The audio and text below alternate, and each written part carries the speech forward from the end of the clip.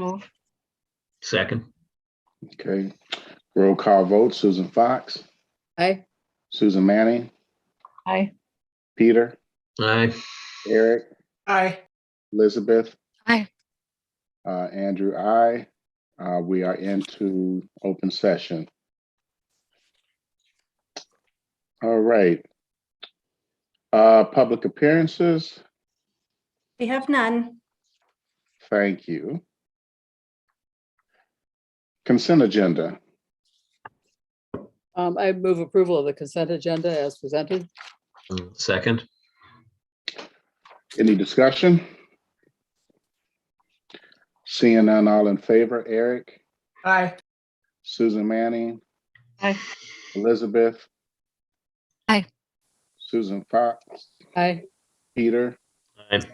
and Andrew. Aye. Ayes have it. Motion carries. Next up is recognitions. And Thank you. It's National School Psychology Week, and we'd like to recognize our school psychologists for all they do to support the MG community by creating a safe, healthy, and supportive learning environment at school and at home. And there's a link for board members to click on to see our recognition post. Congratulations to the Drama Club on their successful production of Tracks at the sectionals competition this past weekend at Wanakee.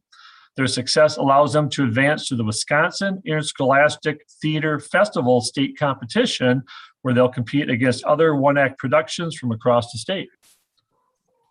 Taylor Prairie 4K and kindergartners participated in some fall-themed fitness centers, including rock climbing, apple picking, and a hayride game. The students have been engaged and have loved the creative activities and materials from Ms. Feith. Again, there's some photos for the board members to view.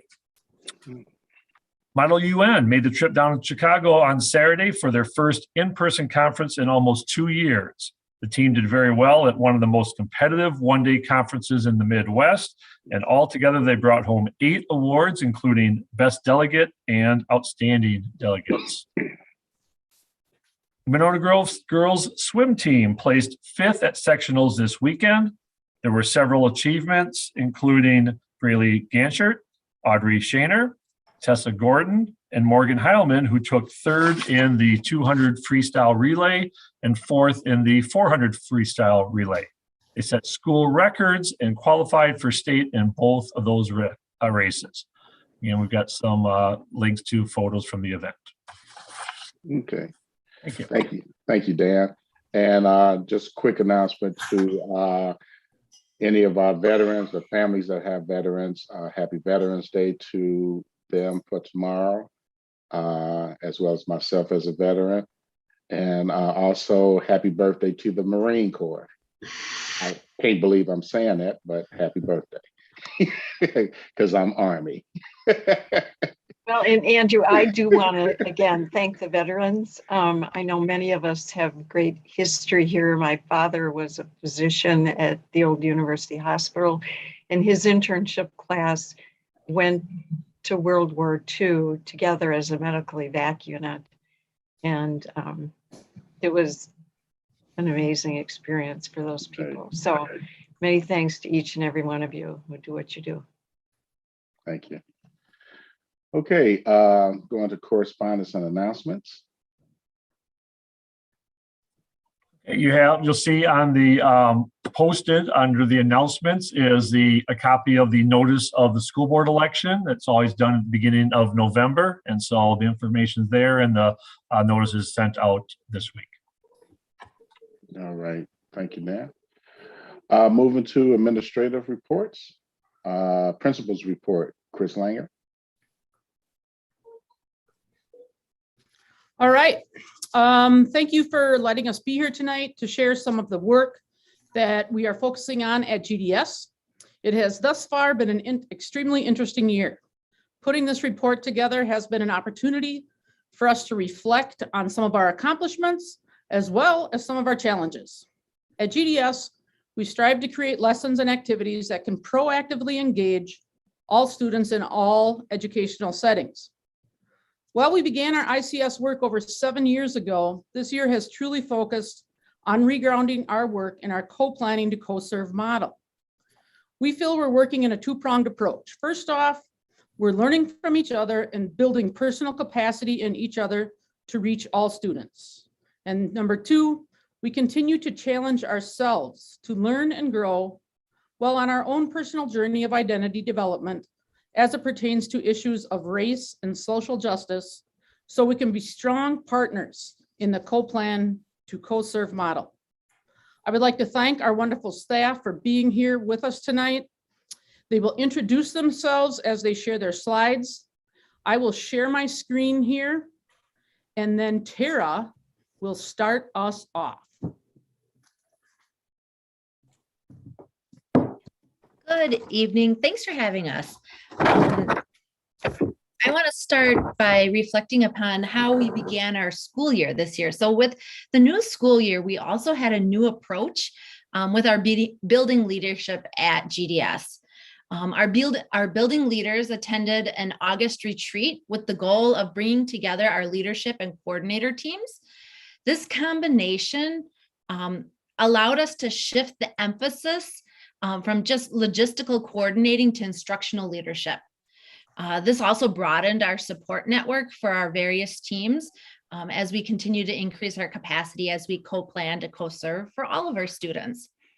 At these monthly coordinator leadership meetings, we also have been able to have a lot of dialogue about and to reflect upon our co-planning practices, including developing our facilitation skills. We know that these skills are so critical for us to be able to walk our teams through some difficult and meaningful conversations. We know that meetings always need to feel safe so that we can make sure that we hear all voices at the table. However, this does mean that we have all experienced a little bit of discomfort as we continue to evolve in our equitable teaching practices. Additionally, our coordinator leadership team takes time each month to reconsider our instructional practices through an equity lens. This year, the GDS coordinators are following in the high school's lead by participating in a book study to ensure that GDS moves forward with equitable practices in grading and assessing. Feel free in your free time later this evening to click on any of the links to learn more information. But now I'm going to turn it over to some of our sixth grade leaders. All right. Hi, everybody. Thank you for having us tonight. I am Shayna Link. I teach sixth grade social studies at GDS and am on leadership and coordinators this year. One of the things that we wanted to talk a little bit about was how our structure is working this year. This year we have our co-planning teams meet twice weekly, which is a shift from what we had done previously. We did provide a link at the top of the slide here for you to look at kind of what that building-wide schedule looks like. One of the things that we're doing is taking the things that we're doing at coordinator and leadership meetings, and we're bringing those strategies back to our co-planning team. So things like using the C3 flowchart to kind of check in and reflect on how we're doing, using methods of pausing and paraphrasing. This month, one of the things that we're bringing back to our teams is how to pose thoughtful questions and like when to leave a question on the table and when to maybe like retreat back when that question isn't something that we're ready for. Something else that's going really well this year is we sat down as a team and created working agreements. Some of our teams have been working together for a couple years with just a few new additions, and some of them are all brand new. And so coming together and making mutual agreements on how we would like our co-planning to be structured and to work throughout the year has been helpful. With that, we are also creating, we always have meeting roles. And so this year, one of the things we decided is that really mutually creating our agendas for the following meeting has been helpful to have people feel like they're a part and they're prepared coming into the new meetings. And we've really taken the student-driven lens this year, not so much like what do we need to be teaching them, but how are we going to meet all of their needs? We do this all using our standards like we have in the past, but also, you know, notice and recognizing that teachers need room for creativity and their choice within their classroom. I teach 4 sections of social studies, for instance, and my A1 class needs completely different things than my B2 class needs. And so as long as I'm staying within that student-driven lens and using my standards, our team is able to meet those needs. Hi, I'm Carmen Olin. I teach math and social studies, 6th grade as well. As you can see, along with our successes of shifting over, there are some growing pains that come along with that. Like Tara had referenced, it can be uncomfortable. It's a big change from what we were used to for all of the years previous. So, moving from and having CO3 kind of at our forefront, the expectations of meeting twice a week, content meetings is just a new adjustment for all of us here at GDS. Like they're just different than what we've had in the past. But over the course of the year, and the first quarter so far, I feel like a lot of our co-planning teams are starting to find a rhythm. And a lot of that comes to some of the working agreements and the agendas and the roles we take by identifying goals, asking good questions, and sharing out resources ahead of time to help us shift that over. Along with that is the idea of typically we used to just do day-to-day lesson plans. Like next week, Monday, we're going to do this. The following day, we're going to do this. And like we said, our students just need different things. So we are really focusing on the how. We're having deeper conversations about our students' learning needs and looking at more big picture, which again is different than what we've had. So we do the growing pain really associated with that is the lesson planning, daily lesson plans is then mostly done outside of our co-planning team. So we have to find additional time for that. And so we do spend some time, but most of the time is outside of our co-planning teams. And one of the things we had last year that we found a lot of value in, as you know, the situation last year, we had a common planning time on Wednesdays. And that was a day we didn't really meet with students, but we were able to do a lot of our co-planning meetings that day. And we were able to have the SEAs and advisory teams made up of Encore and music staff as well. And it was just, their input was really valuable in finding and learning about students in all aspects. And we missed that this year just because we don't have all of that aspects, and that's, a scheduling thing. So, these growing pains are happening as we continue to shift kind of the way we plan with the district-wide goals in mind. And 7th grade is next. Hello from 7th grade. My name is Melissa Viervoort, and Melissa Friesman is also on the call with me tonight representing 7th grade. And we're going to show you how universal design for learning looks in the classroom. So on the next slide, you'll see some pictures of our students' first standards-driven work with a real-world audience. We take the 7th graders and we walk over to Cottage Grove School and we interview 1st or 2nd graders. Some students work independently on this project and some work in pairs. We have many lessons that are designed in our co-planning meetings to make sure that our standards are being addressed in description writing, action, and adding dialogue so that we lift the level of writing that all of our students are doing. The UDL practices in engagement, representation, and expression vary to account for the individual needs of our students. The illustration part of the picture book, which you are seeing in some of those pictures, really challenges all the students to think about how they want the reader to see their writing. And it also ties in really well with our identity work as we empower the students to consider the importance of representation in their stories. During the process, students confer with adults and with each other. And that again allows for some individualized instruction to happen with that common understanding of the end target.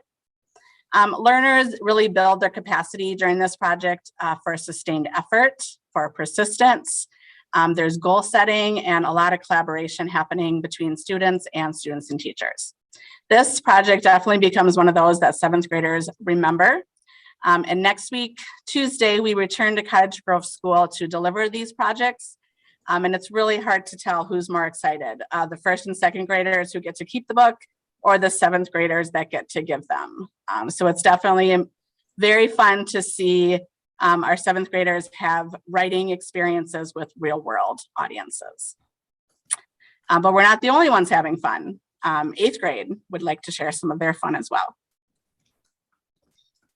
All right. Hello, I am Leela Klein. I teach eighth grade science. And yeah, we are having a blast. I wanted to just share this egg drop engineering challenge with you that we did recently. As an eighth grade science department, we feel like it's so important to have hands-on building and learning after all the virtual instruction we had last year. We needed to get kids in science, right? We need to build, we need to make stuff, we need to have fun. So with that in mind, we are co-planning and starting with our standards, but then constantly thinking and discussing about how to meet the needs of all our students while challenging them and making this type of learning as enjoyable as possible. Students were provided with a lot of choice with this activity. They could build their machine with various products. We had literally a buffet of things they could choose from. They were creative and then were able to assess themselves as they watched their egg drop machine drop to the concrete below, and some eggs survived, but many did not. You can see some pictures there of some really proud students showing off their egg that stayed in one piece. I just wanted to share this exciting opportunity that our eighth graders have had recently. Sarah Mooney, you are up next. All right. Good evening, everyone. My name is Sarah Mooney, and I am the resource coordinator at GDS. I'm also the 7th grade special education case manager, and I have the delight of speaking to you on behalf of 6 case managers here, 2 reading specialists, and a speech and language pathologist. So co-planning for us, these meetings serve very important roles for both regular education teachers and special education teachers. In our experiences at GDS, the resource staff feel like our opinions and voices are respected at the table. Academic tasks are shared between the team members. At these meetings, special education teachers share their expertise in working with students with diverse needs and accommodating for those needs. It's also a great place to educate regular education teachers on these practices while we, the resource staff, are strengthening our content knowledge. Resource staff are also knowledgeable in state standards and also the essential elements. These are the modified standards for students with intellectual disabilities. Lastly, the 7th grade math team that I'm currently working on has already changed their grading focus, and they focus on the proficiency of math standards. So with that, our team is able to create common assessments, making sure to address each standard in a unit. And then prior to the teachers grading these assessments, we meet together and go through possible scenarios and align our grading criteria and the grading rubric. So co-planning can be rewarding for staff and students, but it can also provide some additional challenges. So I've got some additional challenges here. So resource staff are on 2 different co-planning teams. So for myself, I am on math and social studies.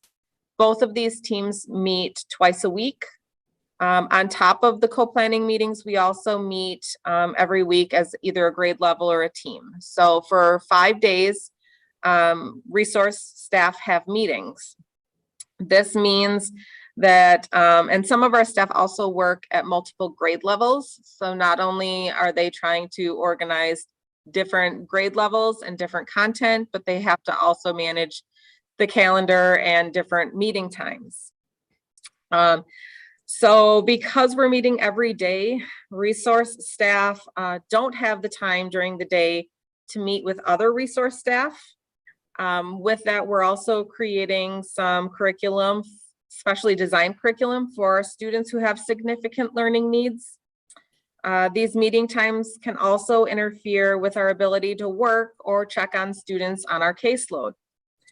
The last challenge facing resource staff in the co-planning teams is getting on the same page about equitable grading practices. I've seen the benefits in math, but we still need to be expanding this to other areas and other grade levels. I'll pass this on to Jessica Schultz, our school psychologist. Hello, I'm Jessica, the school psychologist at Glacial Drumlin School, and I work on the student services team along with 2 school counselors and a school social worker. And today we are going to be talking about the equity and social justice efforts that are going on in the building. You've already heard about a lot of that. That's the foundation of the co-planning model. But then we're also going to talk a little bit about what students get to experience in terms of what we call advisory class. So advisory class is a great opportunity for our kids. All students participate in an advisory class, and it's made up of a group of about 15 students and 1 teacher. So it's a smaller community where they get to work on a lot of community development. They get to have daily lessons that target social emotional skills, social justice. We do cultural awareness and cultural justice. And then also we are embedding mentoring into our overall advisory classes. It's about a 30 to 40 minute class, so it's a good chunk of time for kids to dig in and for people to build community. So the social emotional skills that students are working on, they are aligned to the social emotional learning standards, and we are currently using something called Character Strong, and it's a universal curriculum across the grades 6th through 8th grade, and it's aligned with those standards. So students get to do lessons from there. We also have our social justice lessons, which I get excited about because those are also aligned with standards from the Learning for Justice curriculum, and that is previously called Teaching Tolerance. And so it's a framework of standards that focus on social justice lessons, and then we just adapt them to be more of an advisory friendly version. We do a cultural awareness and cultural justice lessons, and our Students of Color Union is predominantly responsible for rolling those out. So there's a lot of student voice in those lessons, and we get to target what we would call like maybe celebrations that are occurring throughout the year. So we recently rolled out the Latinx Hispanic Heritage Month lessons. We got to do Indigenous Peoples Day. And right now we're doing some lessons on Native American Heritage Month. And then our mentoring is something new. Previously, that was an opportunity for just a select group of students to get involved with, but now we are trying to embed that to be more accessible to all of our kids. So all of our kids will get to experience getting exposure to community leaders and talking about mentorship and looking up to role models. So I have a link down at the bottom of that slide. It could, when you have time, you can dig into some of our formatting and our lessons and just kind of dabble in what we're rolling out for students. And then I'm going to pass it to Peg Zisman. Hey, yeah, I'm Peg Zisman. I'm a school counselor this year at Glacial Drumlin School, previously at Cottage Grove School. And I'm speaking on this slide because I actually served as the GSA advisor for when it was started until this year. So students at GDS have quite a few different club and activity opportunities. We're highlighting 3 today because they serve as opportunities for students of historically marginalized identities to form somewhat of an affinity group, and then also for allies to join and be a part of some activism around the school and support for their peers. So we have the Students of Color Union, or SCU, and as Jessica highlighted before, students in that group help to make weekly advisory lessons centered around social justice, equity work, that then we roll out to all of the school to learn more about various cultures and identities.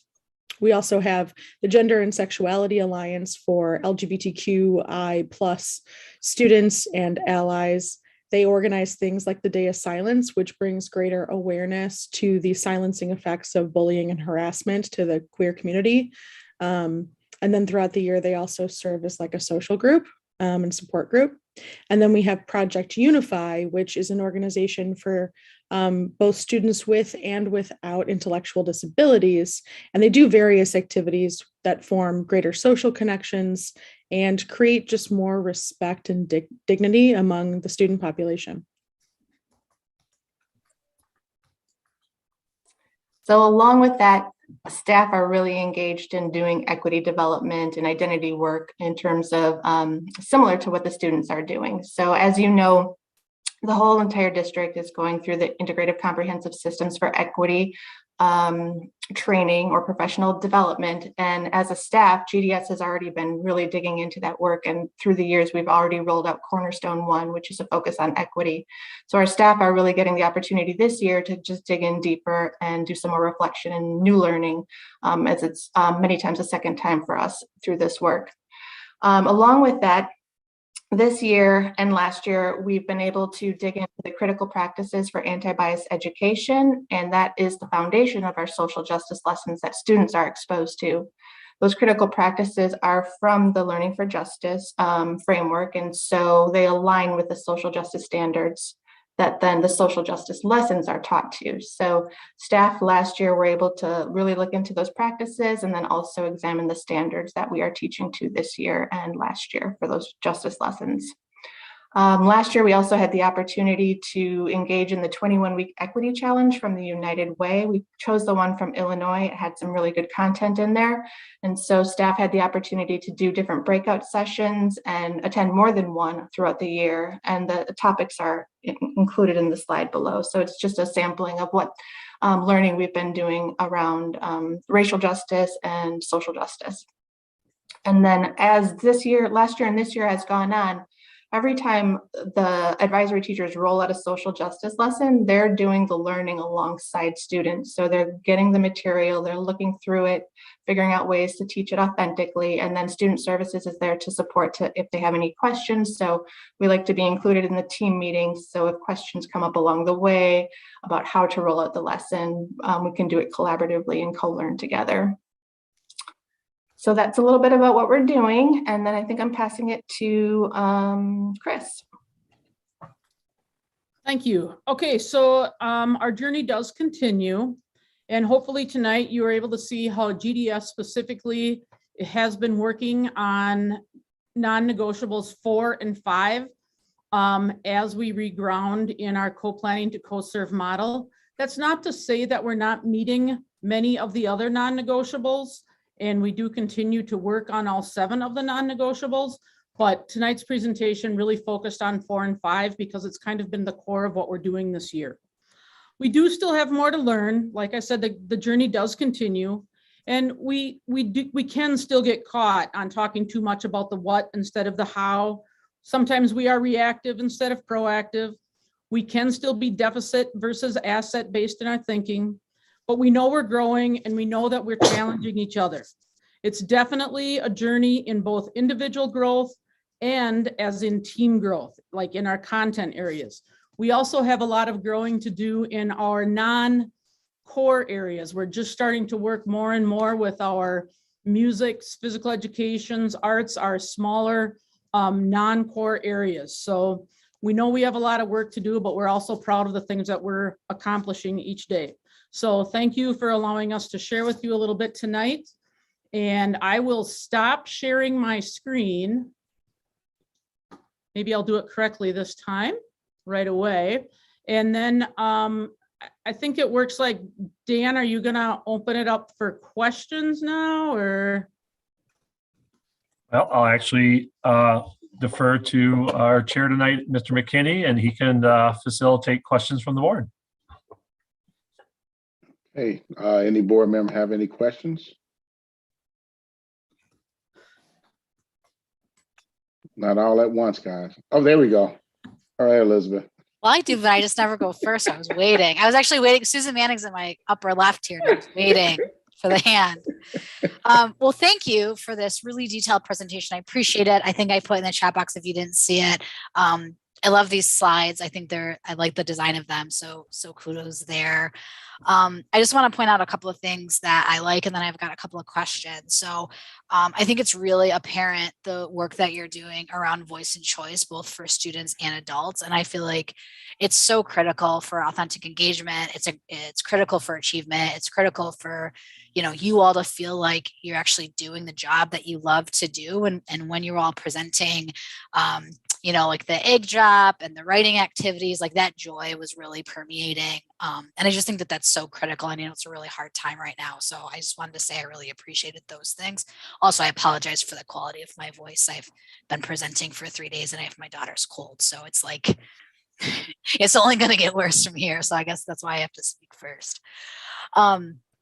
So I really appreciated those detailed things. I have a couple of and the flexibility around how you're utilizing UDL kind of within the standards, even small things like this person's doing it independently, this person's doing it paired, those kinds of elements I think are really critical. So thank you for sharing those details. A couple questions I have. One is, in regards to the critical practices for anti-bias work and the social justice standards, I know it's pretty nascent for us still, but curious to know kind of what are you seeing in terms of results so far in terms of mindset shifts or changes in practices or environmental changes, even if they're small ones, just kind of curious to see kind of what's showing up. As for anyone who wants to take it. I can speak a little bit about the reflection that we did last year when we were rolling out those practices. We had staff do a pre and post survey, and it was just more of anecdotal. How comfortable or do you feel engaging in this specific practice? So we broke down the practices and staff rated that, and then where's your interest in this specific practice? And so what we did is we looked at the areas that had the most interest and the most learning to grow around. And so we targeted those last year. Then we did a post at the end of the year after social justice lessons were rolled out throughout the year. And there was growth in terms of staff's comfortability and skill set, feeling like they could deliver those lessons in the classroom. So we did see that. And then I can pass it off to teachers if they want to speak anecdotally. I actually have a nice specific answer to address this one. As we are doing our honoring of Native American Month, one of the slides that we recently had 4 words on it. It was like American Indian, Native American, Indigenous person, and I think there was a 4th one. And I asked the students which one of those they would use.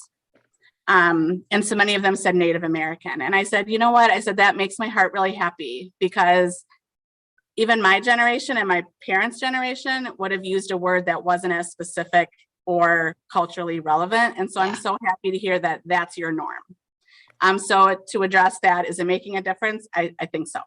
Yeah, I love that. Thank you for that specific example. And also the pre-post data too, because, I like both ends of it. Second question that I have is around student feedback. So it's pretty obvious that you've been doing a lot in terms of student voice and choice. Kind of what is your feedback process for engaging students in, hey, how did this lesson go for you? How are you feeling about your learning? What improvements could we make for the next lesson, or those kinds of things?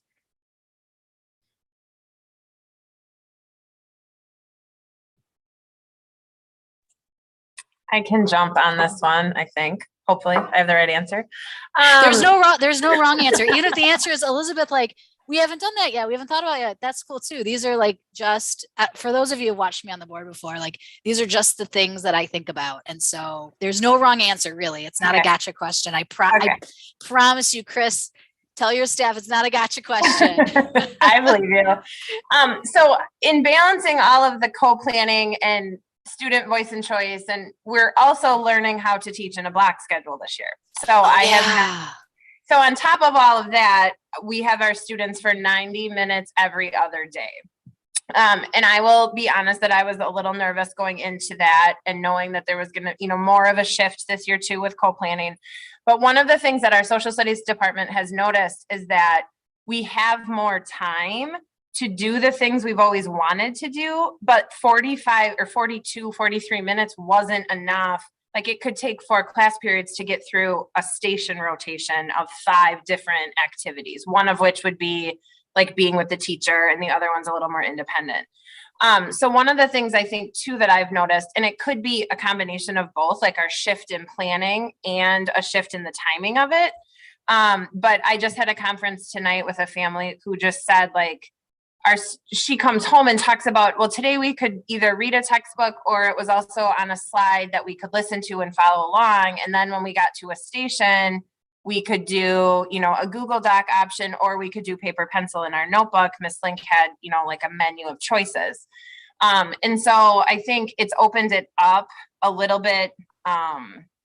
We're able to have those conversations, like what are the options going to be and what is going to be available to all students. And then having the 90-minute block is allowing us to kind of go a little deeper for longer while still breaking it up. Does that make sense? Yeah, it makes total sense. Thank you. That was a lovely answer. I don't know if Yay. anyone else has anything. I swear, you'll know that I'm asking like a pointed question because I'll be like, help me understand this thing that I don't understand and I have thoughts and feelings about. So that's how you'll know if it's a pointed question. Otherwise, I promise you, it's just authentic curiosity. And I can piggyback off that too. I think I co-plan with Shayna as well. And one of the things we've noticed is that kids are learning about themselves as learners. Like, how do they learn best? Before, we often just kind of, here's what you have to do, here's what we do. But now giving some of those choice, some of that voice, they're learning a lot about how they learn best. And they are able to tell us or show us in just so many different ways that message is loud and clear to us now, rather than before we had to kind of wait till the end or wait to the assessment. And using common assessments, we can start to like find patterns and stuff. So it has been nice, a nice shift that way. I love that. Thank you. Well, I will step back now, but I will say the last thing is I appreciate your vulnerability and sharing challenges. I think that is a really important thing to be honest about. And I think it's a difficult thing in front of a board to be able to say, you know, here's what's going well, and here are some things that are still, you know, growing edges for us. So I just want to thank you for your vulnerability there. I know it's tough. Susan Manning. Yes, it looks to me like Danny Johnson is here, and I don't know if he's right there or just kind of listening to us from a distance, but at some point, if Danny's there right now, or could maybe come in at one of the meetings, I'd love to hear an update from him, just because of his title and the things that he's been doing and that kind of work. So again, if he's not right here, if we could just maybe even schedule that for one of our. Yeah, I'm here. He is? Yeah. Hi, Susan. How are you? Just again, I don't know that all the board members have and the community have had an opportunity to just get that update from you. And I think it's such an integral part of what you're all doing at Glacial Drumlin. That Okay. Yeah, thanks. Can you hear me? Yep. Okay. Yeah, so a lot of the stuff that Jessica presented with the student service team, I do a lot of that work with that group. And then I also work with the admin team. A lot of the kids that I do check-ins in the morning, call on families. I try to get outside the building as much as I can.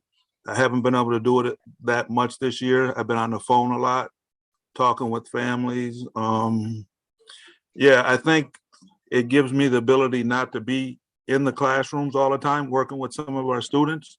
So I'm able to make a connection, do the mentoring that needs to be done to help the kids stay in class. Because that's the whole thing is we want to keep the kids in the class as much as possible. So some of the things that you've seen us rolling out in advisory, that's because we want those kids to be in class as much as they can. And even when they're struggling, our job is to set up a plan and make it so these kids can be successful, even if they're not there for a full day. So my job allows me to do that. And if parents call the school and they need something, admin or student services can get a hold of me, and then I can leave the building or contact the families to see what they need. So I still have been able to coach a lot of the after school sports, but when we start talking about some of our clubs and stuff and we want to start doing stuff after school, I'll probably start going more towards that. So Hey, If Danny, anybody has any questions or, yeah, Yeah. Chris. Danny, could you talk a little bit about your guys' mentoring? You know, not too long, but just could you add a little bit about how you've decided to move the mentoring into advisory and your ideas there? I think that's been an awesome Yeah. idea. Well, what happened was, I think at 2019, when we rolled it out, we had people from the community come in to mentor the kids. And it's a good thing, right? But those kids were missing instruction and we were pulling those kids out of classes. And so after that, COVID hit and then we went virtual. So we didn't get a chance to do it, although all of us should be doing that anyways, whether we're virtual or not. And then this year, Mr. Burke, who was our new guidance counselor, said that we need to put this into advisory so all the teachers can be mentors for the kids. As far as putting and involving the community, so now that would be something that I would do, and I would go into the community and get somebody that would usually come into the building and pull those kids out of class. And we would do interviews with them, bring them back to school, and then input them into the advisory, and then give lesson plans to the advisory teachers, and then they put them out and give them to the kids. So the whole idea is when you talk about the ICS and moving into the system, we're not taking the kids out of class. Right, by So using we- video, like video Yeah. recording the interviews. Video, Yep. audio, and Yep. if we do, it'll be an after-school thing that SCU and Student Services is working on now. It's just that a lot of the people that work in the clubs also coach sports and stuff too. So eventually we can get that down too. So.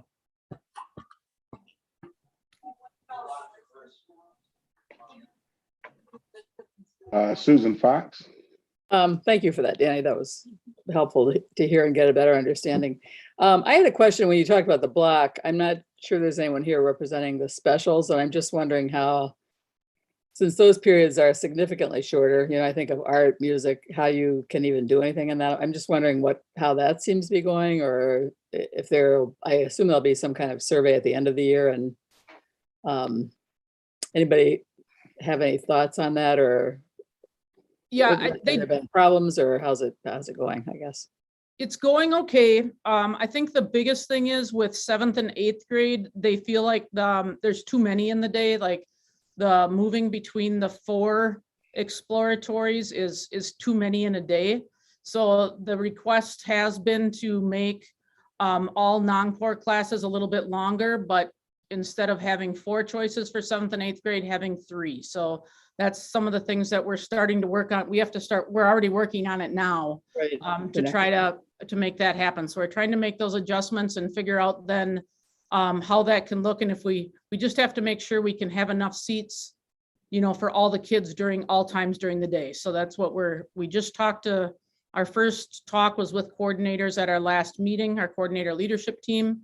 And on that team, there's definitely, we have music staff, ed staff, and the encore staff. So just starting to get input now and starting to throw a few ideas out there as to how we can make the minutes. In 6th grade right now has 3. So keeping them probably at 3, but again, trying to, instead of 43 minutes, probably up closer to the somewhere like 47, 48, or 50 minutes would be the goal. Okay, yeah, that's good to hear. It does make sense to me that having, I think, a huge, a significantly increased number of total students that you need to relate to, is also difficult. So I'm glad to hear you're working on that. Thanks. Yep. All right. Any other questions? All right. Seeing none, thank you for the presentation, Chris, and all the staff members. Thank you so much for giving us the updates and everything. Thanks for having us. All righty. Okay, we're going to move on to Superintendent's report. Okay, thank you. So we've got one item, but obviously a very important one to spend some time tonight. to talk about with regard to our next update in our operating plan. And so I just want to go through a little bit of some of the details about what we know, what our planning process is, what are some of the key considerations as we move forward, and timelines as well. So first of all, we all know that the latest public health Madison-Dane County order is set to expire on November 27th. And they've made it clear that they do not expect to renew that order at that point, and we'll be moving back into the recommendation phase. We'll have recommendations from public health, as we've always had with our other health agencies, CDC, DHS, and so on. And so with that, we of course need to take into strong consideration what those recommendations and guidance are in our planning at the local level. And so I just want to talk a little bit, first of all, about the process and who is involved on our team in going through all that information and coordinating. So, of course, there's a lot of people involved. Two real key members that I think you're aware of, that because they've spoken, and been part of these conversations at previous board meetings. Krista Foster, of course, our Student Services Director, oversees as well all of our health team, and meets on a regular basis with our nurses and health assistants, and really is in charge of coordinating, all the programming, so to speak, or the support services in the schools. And then another key person is Katie Burns-Kaiser, our community engagement specialist. Obviously, so much of this is about information gathering and really, coordinating how that works and communication, of course, with that as well. So both Krista and Katie attend every meeting. So ever since this pandemic began, Public Health Madison-Dane County has had a minimum weekly briefings for school districts and for school health personnel. And they attend every one of those. They are resident experts on what is happening with those agencies and how it relates, to our school, policies and practices. And then when it comes time to how does this, decide and implement how it impacts us in the schools, of course, that's something that we have a lot of staff that need to be involved with that. Of course, it starts with our administrative team to represent each of the various, schools and departments. And then, with the lines of communication, to our staff members as well. So I just wanted to take that moment and just kind of, I think most of you know that as a board, but just to remind you that, as we make decisions, that's kind of the process and the key players in helping us coordinate all this information. So some of the documents that I just added today on the board docs for you, that's nothing new, okay? It was just, I thought, a good reminder of having one place some of the key things that we've been looking at, over time. So, we do continue to get regular updates from public health as far as our local data. We also are very fortunate that we have two experts from UW Department of Pediatrics. We've mentioned those individuals before, Sabrina Butteris and Greg DeMurray, that also join us on our weekly meetings. And the one thing exciting about their work is they are part of organized a group with the ABC Science Collaborative. So it's a partnership with Duke University. So it's a national database, but we're really to the point now that they have established this where we're able to share with them our local data, and they're able then to share out. And so it's a usable format to help us with our decision making, about making decisions, moving forward. And so very soon I'll have something I can share with the board specific to Monona Grove data and how we compare to the county, state, nationwide, and more importantly, what does that data mean and how is it important as we move forward. So they've been a great resource for us as well, moving forward. And of course, we've got all the health organizations, as we've talked about, will continue to update their guidance. All right, so what's going to happen here as this order expires? So we have a couple key considerations. First of all, we know that we need to make decisions about what is happening during the school day with regard to our mitigation strategies, and specifically the masking in the schools.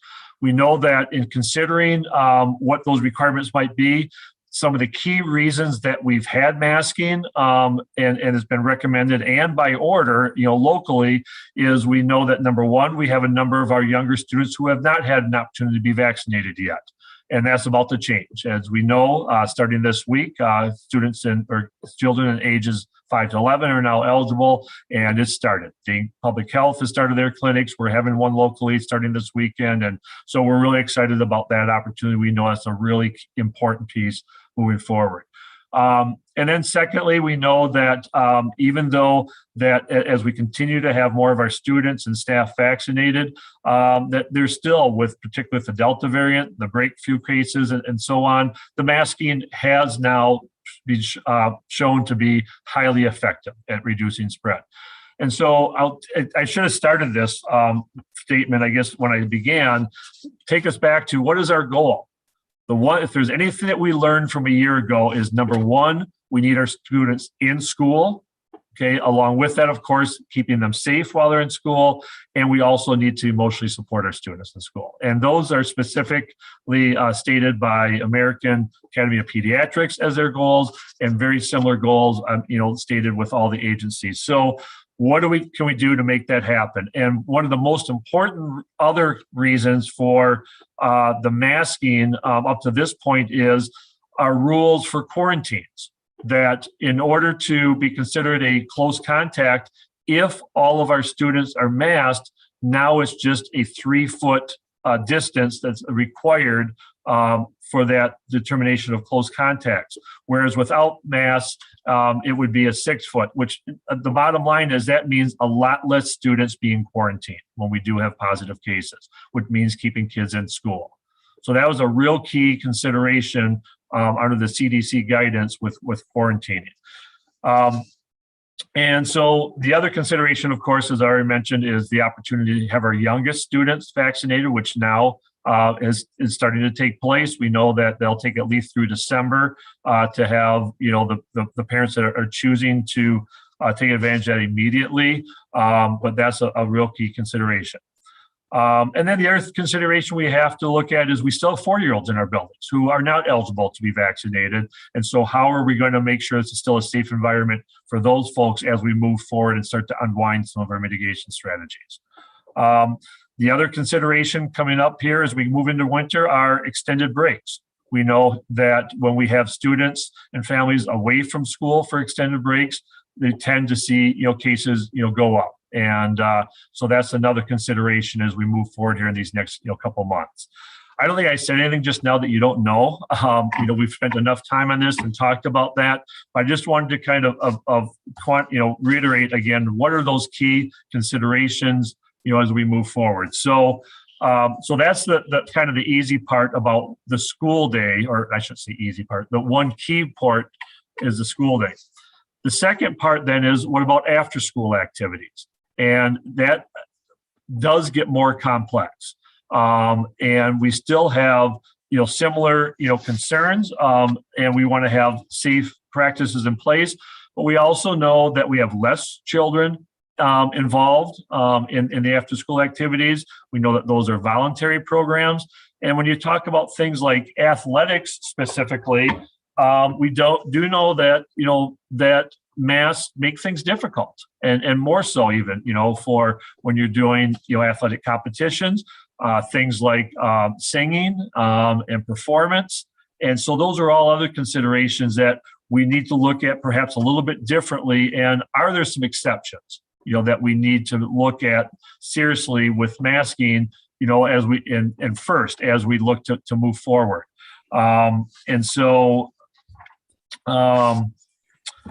We also get into the competitive piece about, okay, our students are now competing against students from other schools and in the same space. And so, knowing that when we're not under an order, we might have some different rules, and how are we going to navigate that, as well, about what we think are safe practices when our students are with or competing with students, from other schools.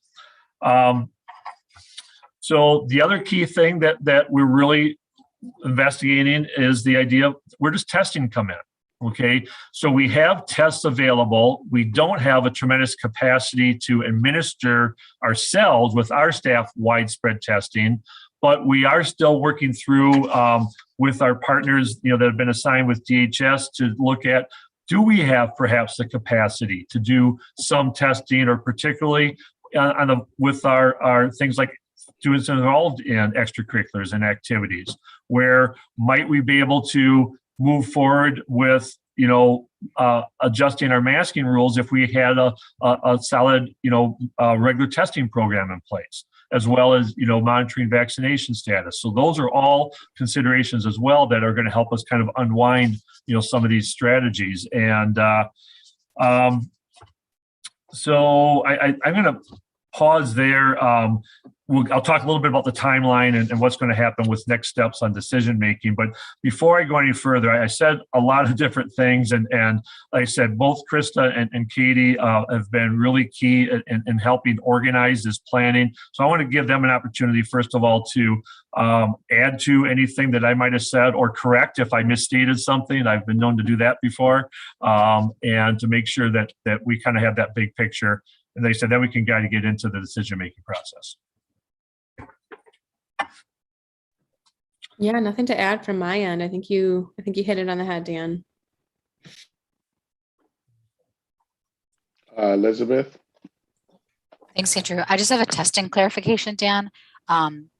Last I heard, we were thinking about engaging in a pilot around saliva-based testing. Can you just talk about the status of that?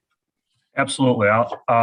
So we are moving forward with that pilot, and we're looking at being able to begin in December with looking at starting with a small group of our district office staff before we move on, and with the voluntary participation of our MG21 students. And so moving to that in January. So we're really excited about that possibility of not only participating, but they're very interested in working with us, perhaps, of actually being able to provide testing more widespread. Unfortunately, that's going to be a couple months away before we're ready to move to that phase. Thank you. Susan Fox. You're on mute, Susan. It's never going to change. I just wondered if we have any data on percentages of eligible students who've been vaccinated, whether that could be, because it seems to be that figures into the masking as well. And I just wondered if it sure does. And it'd be nice if we had specific data. So unfortunately, so DHS does have a data bank that we can look at specifically for our school district, number of total residents that are vaccinated, as well as, well, we have that. And we can also look at age bands by, census tracts, but not by school district. And so we would love to be able to have that specific data specifically for our students in our district. That's not available at this time. We've been working with public health and hopefully to get that available. We can check the status on an individual basis when we have consent. So if we have a student that might be a close contact and that goes into the quarantining, that as our healthcare staff communicate with our parents on an individual basis, we can confirm that status, but we don't have just that across the board widespread data. Kristen, did I get that right? Okay. Yes, correct. Okay. Okay, thanks. Eric.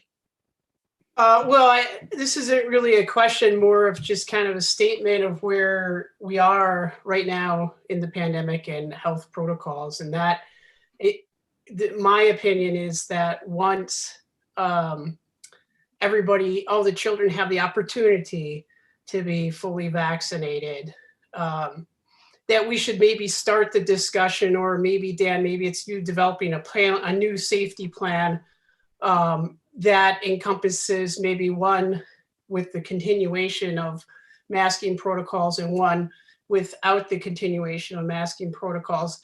Because my concern is that we are not going to see the numbers of children that are vaccinated that we did with the adults. And I believe the number I saw was under 35% were expected to get the vaccine. We may be a little higher, but I don't see us over 60% by, I don't see us getting there. So I think once everybody has that opportunity and they have that extra layer of protection, we eventually have to move on to getting closer to a normal education and what that might look like. I'm not disputing that masks work. I totally agree with them and that they work. But, you know, COVID's gonna, I think COVID's eventually gonna be like the common cold. It's not going away. So we have to figure out a way to get back to whatever level of normalcy that we can get back to. And if parents are making a decision not to have their children vaccinated, then that's the decision or the risk that they're assuming with that decision. So that's how I feel about it. So I'd like to move us into that direction eventually. And I don't see that happening till the next start of next semester, but that's the time frame I'm thinking. Yeah. No, appreciate that. Thank you. Susan Manning. Dan, I'm not exactly sure what, and maybe Eric could clarify that for me, but I think right now, the number you just gave us was vaccines. Ages 8 to 11 have the highest case rates among all age groups. Yeah. Understanding, and again, I have had multiple people stop me and thank the district for offering the vaccinations in the school. But the fact is, we still don't know the number of students that are vaccinated and what the safety level is until we know that. We're not just talking about keeping other children safe. We're talking about keeping our teachers safe and our staff in the buildings safe, and the other family members of the children safe. Particularly with the rates still being relatively high. And again, I don't think we're looking at 2 months here, knowing that they aren't even going to get the second dose until December. I think we're looking at the continuation, understanding that you may want to make exceptions for certain things. It's like you can go into a restaurant, you have to be masked, but if you're eating or drinking, you can pull the mask down. So again, understanding the exceptions for those kinds of things. But one of the reasons our numbers our positive numbers are staying relatively stable is because you're doing safe things. So I would encourage you to do whatever you need to do to keep our children and our staff safe. Okay. Thank you, Susan. Right. Was there any more questions from the board? Elizabeth? Yeah, I mean, I agree with what Susan and Eric both said. I do have a question though about data around our students that are vaccinated, because I do agree that vaccines sort of changed the calculus quite a bit, and particularly in Cottage Grove with the way that our buildings are set up, I think there's an opportunity to think about, like, you know, what we do at a particular building versus a different building. And I think we're going to have to be that nuanced in it because of the nature of the spread there. So I'm curious to know whether or not we've thought about, similar to how we do with staff, just like even surveying parents around, you know, is your child vaccinated for COVID or not? Or for the newer population that's able to get vaccinated, you know, have you or are you planning to in the next 3 months or whatever that is? Yeah. We haven't, I guess what we're really hoping is that we will get that data. So we, you know, because it is important. And if we are not able to get it, I think, you know, surveying them would be the next best thing. So that's kind of the conversation we're at right now. And we're hopeful that we're going to have that specific data on the vaccination rates of our students. Eric? Well, I think it's also, Dan, something we need to look at, and this might be a policy thing because I don't know where it falls, but there is already a law on the books, a Wisconsin immunization law. And I believe that when students come to school, they have to show proof of vaccination for measles and mumps. Is that correct? That is, yep.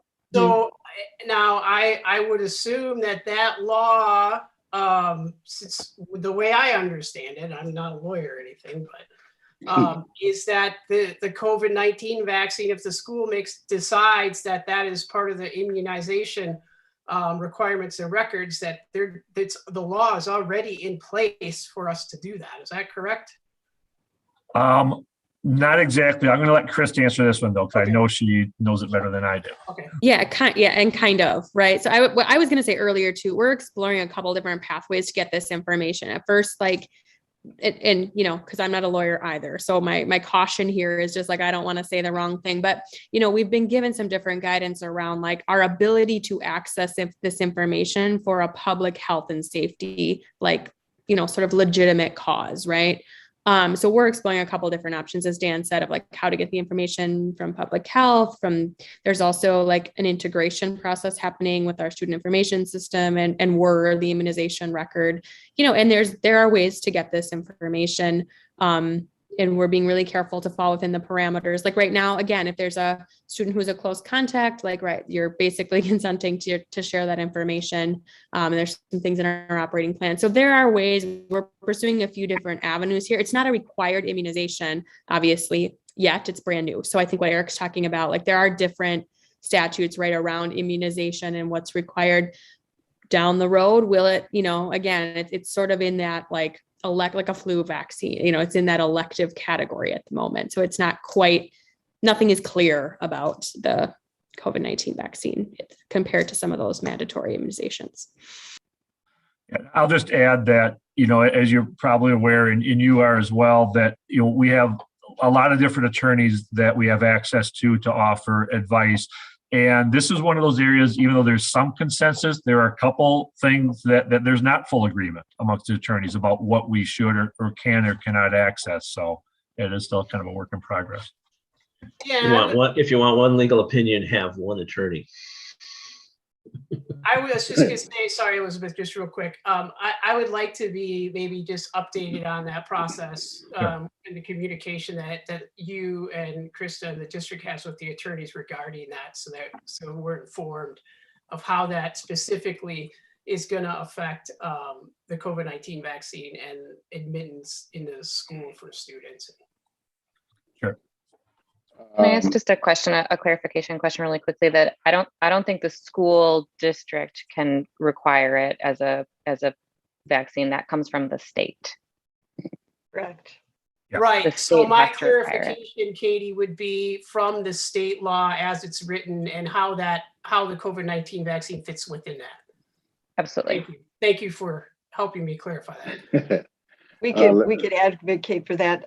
Right now, state law continues to protect the vaccination because it's not mandated, state mandated, as confidential student records. And even if that fails, it's regulated under the Wisconsin Healthcare Information Confidentiality laws, which are 146 to 14683, I think, as well as HIPAA. But the idea of a survey is absolutely okay. They don't have to, they don't have to identify themselves. They can or may not, but at least a survey would give you an idea, kind of where we are. But I wouldn't do it like we did with the teachers. Are you vaccinated? I would do it, you know, how many children do you have and how many of those children are vaccinated? And maybe not have it identified by number rather than name. I'm sure you can think of a creative way to do that, but I think it would be helpful as we move forward and make decisions about what we want to do in the buildings to have an idea of that. It was so helpful to have the vaccination rate of the staff. I mean, so just a suggestion. I'm just going to add too, we, you know, and while we can't give an exact number, we're really paying close attention to, like I said, the trends, the age bands, the community numbers. I think I can share, you know, and again, it's not exact, right? Because other people have this opportunity. You know, we have 1,000 students, 1,000 appointments taken for our vaccine clinic coming up this weekend, which is really exciting. Not saying that every single one of those is a Monona Grove student because word spreads, but like, I think you get it. We are paying attention to everything we can pay attention to. And I think we feel like we have a good sense for our community, and our health team reports back on sort of when they have a larger incident, what were the percentage of vaccinated students. So while I agree with everything everyone's saying, and within the parameters of what's allowable, we're going to collect that information to guide us. We're really working on paying attention to that as well. Well, and I think we also need to understand and thank Matt Maybe from Forward Pharmacy for assisting us in this work. He's an MG grad. So yeah, they've been excellent partners. We're really excited.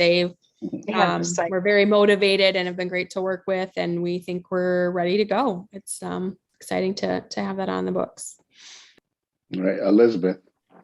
I echo about Forward. I'm super excited that we're being able to host a vaccine clinic. I'm glad that Forward is our partner in that, so that's great all around. Really quickly, I think your point, Krista, is one that I was just going to restate. So I want to lift it up, which is like, at the end of the day, we need the information, and the best information that we can get collected in the most reasonable way. And so I think, whatever we can do in order to make that happen makes sense. And while I think the idea of mandated COVID vaccine is interesting, and I think it'll be interesting to watch, although I'm not optimistic about it, I think the truth is, until it's fully authorized and not emergency use authorized, which won't be for quite a while, we're not going to see any movement there anyway. And so I think that I just want us to be mindful of let's keep our eye on our immediate and sort of short term, which is let's get the information that we need and then be able to make really nuanced decisions based on those goals that you laid out, Dan. And then if somewhere down the road, the legislature decides to add COVID-19 once it's fully authorized as the mandated vaccines, then it's like anything else. I just think, one, I'm not optimistic, and two, I think until it's fully authorized, there's no way we're going to see any movement there. All right. Any more further discussion? All right. Okay, I just had one thing quick, excuse me, Andrew. So as far as communication then, we do believe we need to get communication out to our families here by the end of the week, or we will, and to let them know where the status is. Kind of everything we talked about will kind of be summarized and talk about timelines and so on. But so said we're we've had this is all we're doing right now, and like I said, we'll keep you informed, but everything is aligned with the conversation we've heard tonight and the feedback that you've given us as well. So there'll be no surprises from board members. All right. Thanks, Dan. All right. We're going to move on to board reports. Personnel Committee, Susan Fox. Oh, you're on mute again, Susan.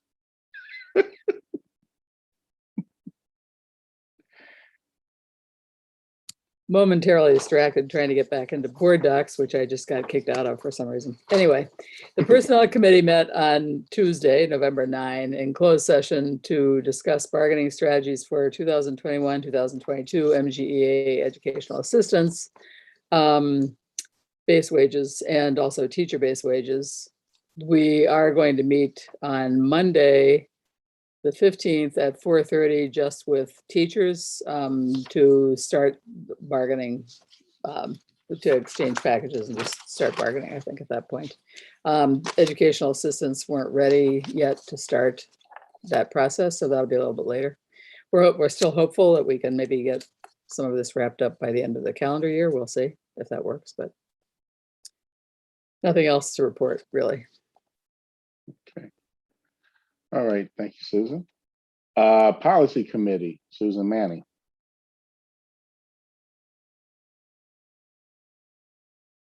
You're on mute there, Susan.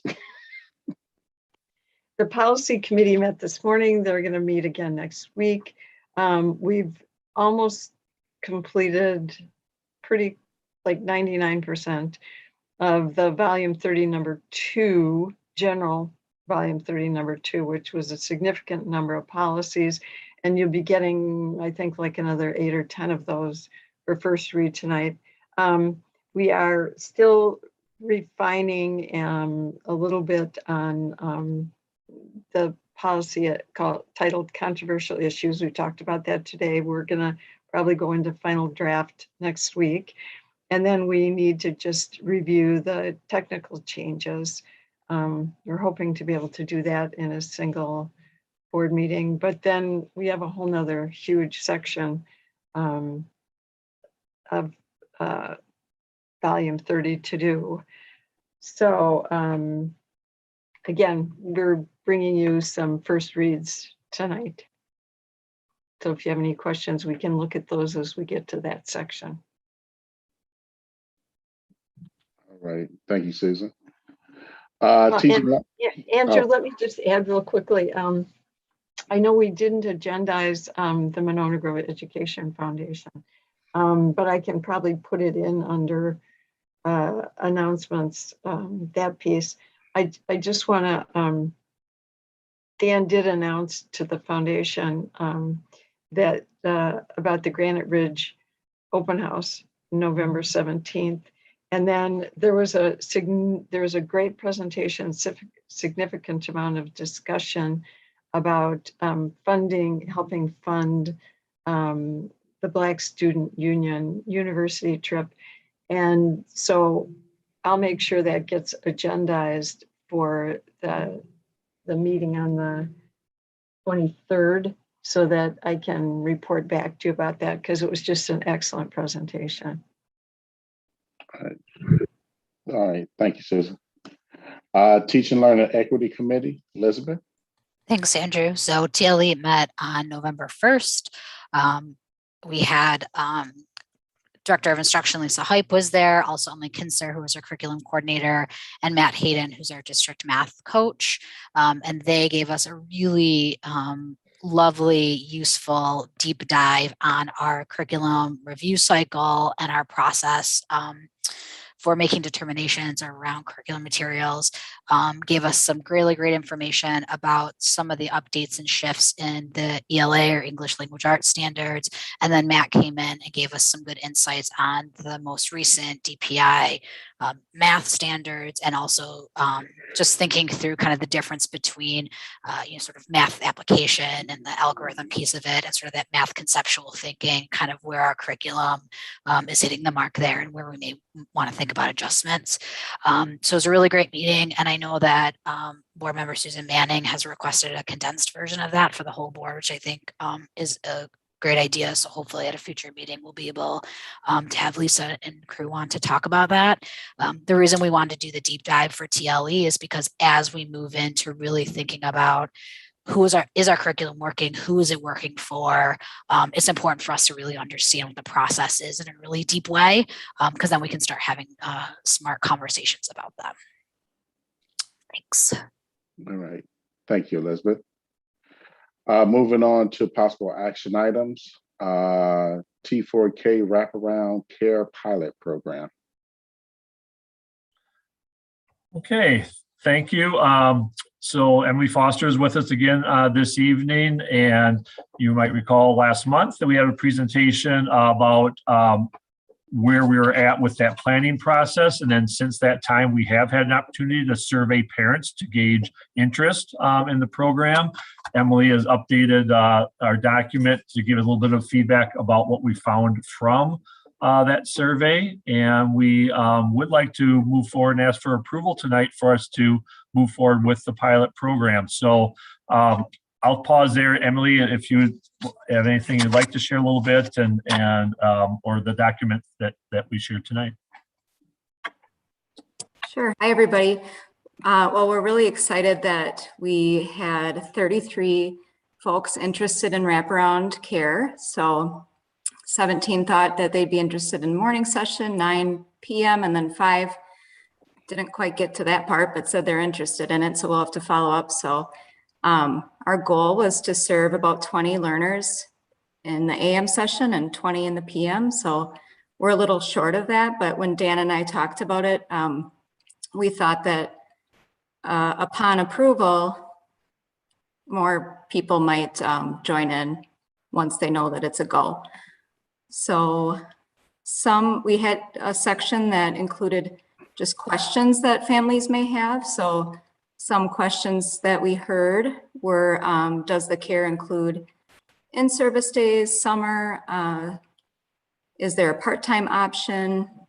And then we just had some questions around logistics like lunch and recess, and wondering whether the care would include students who have IEPs, and also asking about, a couple people asked about supporting families who may need financial assistance.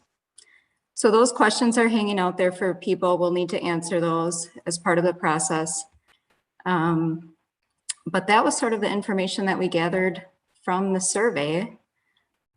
And we feel pretty excited to be able to offer this. We don't have a lot of, you can see we only have 8 who thought that they might be interested in the extended care, but again, maybe more would be interested once they know that this program is on. So what questions do you have for me or Dan or?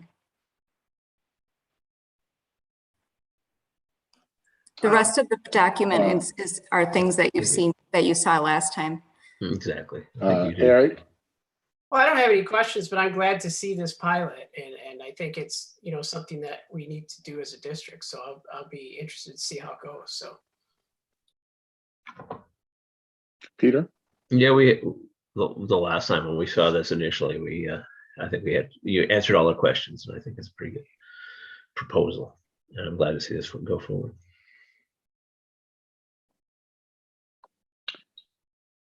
Okay, can I have Elizabeth? Sorry, for some reason my board docs didn't have it in, and I had to like log out and log back in, but I see it now. Question, and I apologize if this is on the doc. I didn't have a chance to review it because it didn't exist until like a second ago on my computer. Are we comfortable with our staffing? Yeah, so honestly, that's a huge question, right? We know with the challenge that we have for staffing positions. And so that's part of the reason that we noted the start date as early 2022 to give us a little bit of leeway so we can make sure we have our staffing in place. And the one positive thing about doing this through Fund 80 is that we do have a solid fund balance right now. And so that we will staff for the high side, or that's our goal anyway. And so that if we end up with a little bit smaller class size this year, you know, we've got that flexibility because we have a solid budget in the Fund 80. So that's the next question is, are we going to be able to fill those positions? And so we'll work really hard to do that. And we're confident that, and hopeful that we can. Great. But yeah, I think this is great and exciting and needed. And I'm excited to take advantage of it next year after the pilot plan works. And I have a 4K-er, so. Susan Fox? I move approval of the T4K wraparound care pilot program as presented. Second. Oh, way to go, Elizabeth. I was right that time because I'm so excited about this program. Me too. Me too. I feel the same way. Wow. All right. Any further discussion? All I right. got those millennial mute and unmute skills that are to my advantage. I'm very dexterous. Nice. All right. Hearing no other further discussions. All in favor, Susan Manning? Aye. Eric? Aye. Peter? Aye. Susan Fox? Aye. Elizabeth? Aye.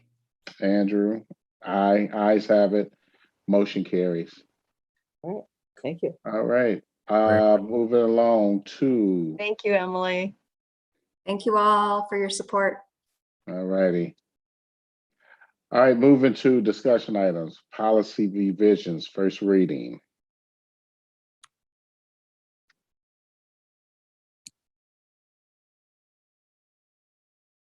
And again, we haven't received any questions about any of these. Again, I'll reassure you that this committee, you should watch us sometime.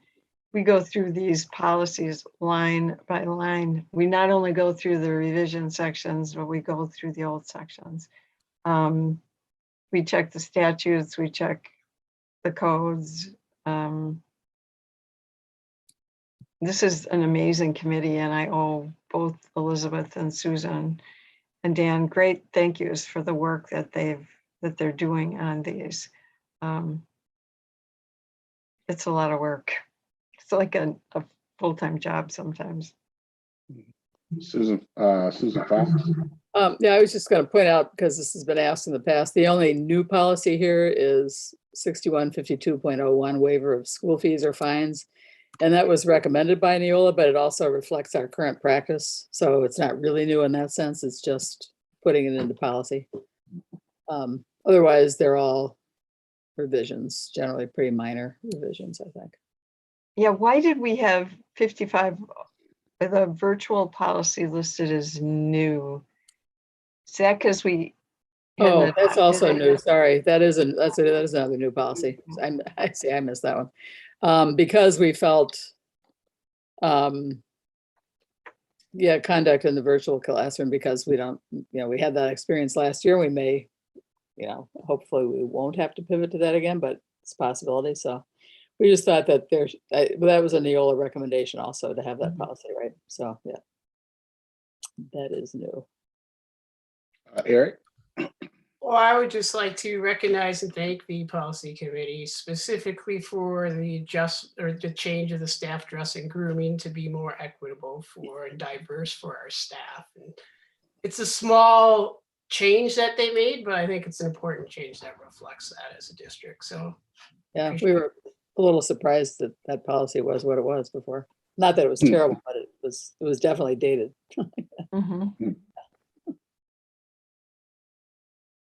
Okay. Any more discussion? All right, seeing none. Future meeting dates. See, we have the next meeting would be on Tuesday, the 23rd, because Thanksgiving on Thursday. So I know everybody probably be out of town or going out or whatnot. Then we have Wednesday, December 8th, only one meeting in December. Then we come back in January. Do we have any other? I don't think we have any other meetings, any closed things, anything, right?